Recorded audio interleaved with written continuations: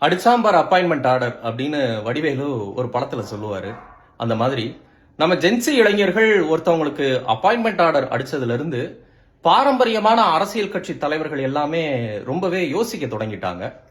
Gen Z இளைஞர்களை கவர்வது எப்படி, gen Z இளைஞர்களிடம் சென்று சேர்வது எப்படி அப்படின்னு யோசிச்சு சமூக வலைதளங்கள்ல பேச்சு வழக்குல கருத்துக்களை எழுத தொடங்கி இருக்கிறாங்க. அதே மாதிரி ஒரு 10 தமிழ் வார்த்தைகளுக்கு நடுவுல ஒரு இங்கிலீஷ் வார்த்தையும் எழுத தொடங்கி இருக்கிறாங்க. இது நல்லா இருக்கா அப்படின்னு கேட்டா ஒரு பெரிய கேள்விக்குறிதான். ஏன்னா சில நூற்றாண்டுகளுக்கு முன்பு வரை தமிழையும் சமஸ்கிருதத்தையும் சேர்ந்து எழுதின பேசின மணிப்பிரவாள நடை அப்படின்னு ஒண்ணு உருவாக்குனாங்க. அதிலிருந்து தமிழை மீட்டெடுக்க பல முயற்சிகளும் முன்னெடுப்புகளும் மேற்கொள்ளப்பட்டது. அதனாலதான் இன்னைக்கு அபேட்சகர் வேட்பாளரா மாறி இருக்கிறாரு. மந்திரி சபை அமைச்சரவையா மாறி இருக்குது. விவாக அழைப்பிதழ் திருமண அழைப்பிதழா மாறி இருக்குது. இந்த மாதிரி ஏகப்பட்ட மாற்றங்களை நாம சாத்தியப்படுத்தி இருக்கோம். அடுத்து இந்தி திணிப்பு எதிர்ப்பு.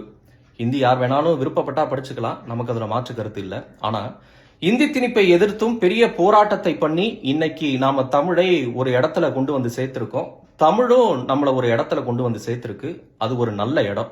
அப்படி சமஸ்கிருதத்துக்கிட்ட இருந்தும் ஹிந்தி கிட்ட இருந்தும் மீட்டெடுத்த தமிழை ஆங்கிலத்துக்கிட்ட அடமானம் வைக்கலாமா? இத சம்பந்தப்பட்ட தலைவர்கள் தான் யோசிக்கணும்.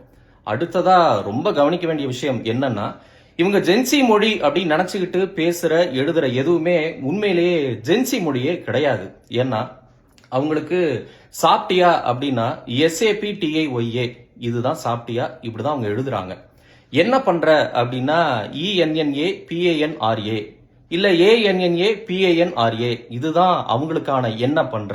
இன்றைய தலைமுறையினர் தங்கிலீஷ் தலைமுறையினரா மாறிட்டாங்க அப்படிங்கிறது ரொம்ப வருத்தத்திற்குரிய விஷயம். அதனால இவங்க எழுதுறதெல்லாம் அவங்களுக்கு புரியுமா அப்படிங்கிறது ரொம்ப பெரிய ஒரு கேள்விக்குறியாவும் இருக்கு. அதனால இவங்க பேசுறதெல்லாம் உண்மையிலேயே ஜென்சி மொழியே இல்ல, அது ஜென்சிக்கான மொழியும் இல்ல. உண்மையிலேயே இவங்க எழுதுறதெல்லாம் அவங்களுக்கு புரிஞ்சதுன்னா அவங்க ஜென்சியே இல்லை.